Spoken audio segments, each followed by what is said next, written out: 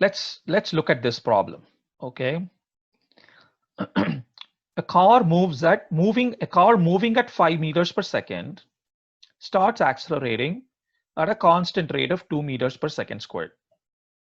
What is the speed after 10 seconds? And what is its displacement during this time? Okay. So when you're solving problems like this, again, like I said, the car has been moving for a while, right? So look at what it says, a car moving at 5 meters per second. We don't know when it started moving, okay? But it's been moving at 5 meters per second. But he says it starts accelerating at a constant rate of 2 meters per second squared, and you're waiting for 10 seconds. So that should tell you what point A and point B are.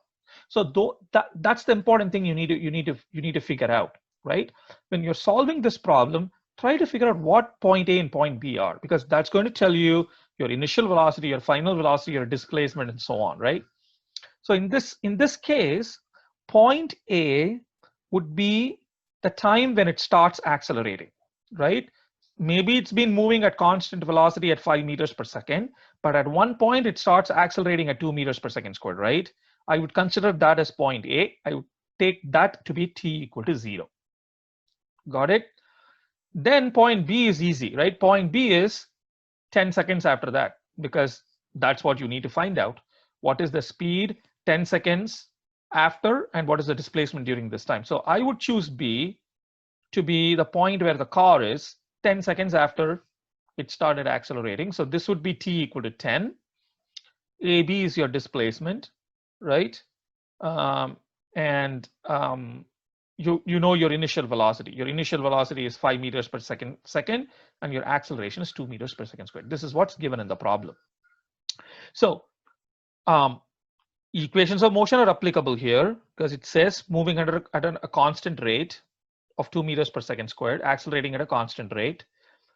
Pick a direction of motion for the car as positive. So I'm going to pick the forward direction, meaning the direction in which the car has been moving. I'm going to pick that as my positive direction. I'm going to put this table together. Okay, I've put 5 quantities here. Duration of observation t is 10 seconds. Initial velocity v0 is plus 5, because that's what I'm assuming the direction to be positive. The direction in which the car is moving is positive, so it's plus 5. Final velocity we don't know, that's what we need to find out. The acceleration is plus 2 meters per second squared because it says it's accelerating at a constant rate of 2 meters per second squared. So it's positive acceleration, right? So plus 2 meters per second squared. The displacement during this time interval from A to B, we don't know, 10 seconds, delta x, that's something we need to find out. So right here you can see that there are 3 quantities that are known and there are 2 quantities that are unknown. Okay, so now you go back to these equations here, right? I have put those equations right here, so that you can look at it and answer this question. So what equation would you choose to figure out VF, and what equation would you choose to figure out delta x? Okay, so I'm going to go here and I'm going to look. Okay, t, v0 and a are known. So right here I have an equation connecting t, v0 and a, and I could use this to find out VF. Okay, so if you need to find out VF, if VF is something you need to calculate, there are only there are 3 equations here that have VF in them, right? So obviously you cannot use this because this doesn't have VF in there. So you have these 3 equations. Out of these 3 equations, you see these 2 of them have delta x in there as well, and delta x is another unknown. Therefore, I can't use these 2. So this is the only one that will I will be able to use to find out VF, right? So this is what I'm going to use. Now for delta x, right? So let's look at delta x. Again, there are 3 equations that I can use for delta x. If I don't know VF, okay, if I don't know VF, I can use these 2, okay, because there are 2 unknowns, delta x and VF. This is the only equation that has 1 unknown, delta x. The rest of it is known. So you can use this to find out delta x. Now, if you find out VF first, then you can use any equation you want.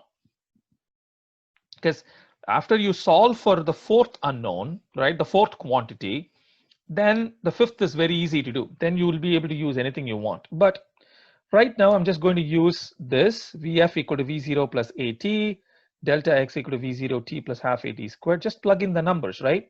So V0, that's why, again, I said sign is important, right? Plus 5 plus 2 times 10, right? Positive 25 meters per second.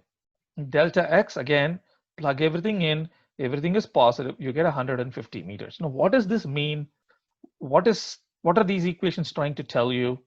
It's telling you that after 10 seconds, this car, if it continued accelerating at 2 meters per second squared like this, it would be traveling at 25 meters per second after 10 seconds.